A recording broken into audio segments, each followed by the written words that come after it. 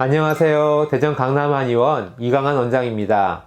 동의보감에 나오는 뇌명증은 머리에서 소리가 나는 병인데요. 사람마다 나는 소리가 달라서 삐 하는 고주파 소리가 나는 분도 계시고요. 샥샥 하는 파도 소리가 들리는 분도 계시고요. 심장 박동같이 쿵쿵 하는 진동 소리를 느끼는 분들도 계시고, 졸졸졸 하는 물 흐르는 소리나 휙휙 하는 바람 소리가 들리기도 합니다. 소리가 나는 부위도 다양해서 머리 전체에서 나기도 하고 뒤통수나 옆머리, 머리 꼭대기에서 나기도 합니다. 뇌명은 증상이 다양한 만큼 그 원인도 다양한데요.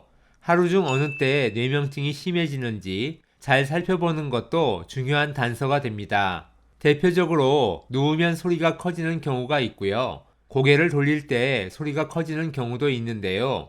그래서 밤에 자려고 누우면 머릿속에서 소리가 난다고 하시는 분들도 계십니다. 이런 뇌명증은 심장이 약해서 생겼을 확률이 높은데요. 그러다 보니 평소 가슴이 잘 두근거리고 이유 없이 불안하고 깊은 잠을 잘 못 주무시는 경우가 많습니다.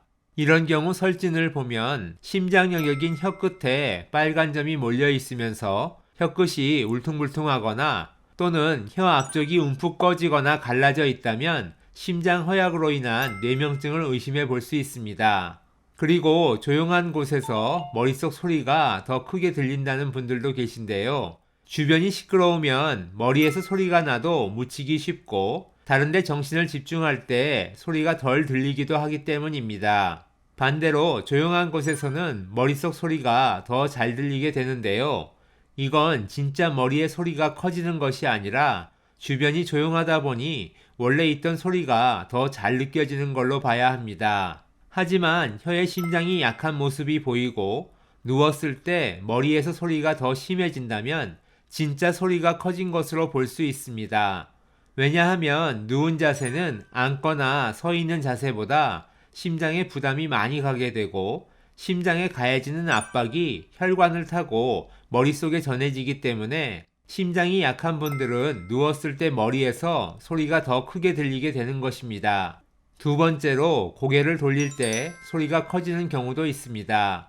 고개를 돌리는 방향이나 위치에 따라 소리가 커졌다 작아졌다 한다면 머리로 가는 혈액순환 장애를 의심해 봐야 합니다.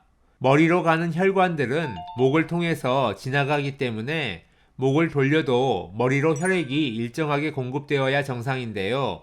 이런 기능이 떨어지는 경우 고개를 돌릴 때마다 혈액순환에 변화가 생기면서 머리에서 소리가 들리게 되고요. 앉았다 일어설 때 현기증이 생기는 분들도 이런 경우가 종종 있습니다. 머리 쪽 혈액순환이 잘 안 되는 분들은 혀뿌리부터 혀끝으로 흐르는 11자 황태가 나타나니까요. 이런 모습이 있는 분들은 건강관리에 더 주의해서 신경을 쓰셔야 합니다.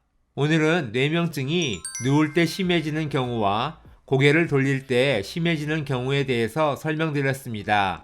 이 외에도 다양한 증상들이 나타날 수 있기 때문에 평소 내 몸의 상태를 꼼꼼하게 체크하셨다가 진료할 때 자세히 말씀하시면 치료에 큰 도움이 됩니다. 그럼 오늘도 건강한 하루 되세요. 감사합니다.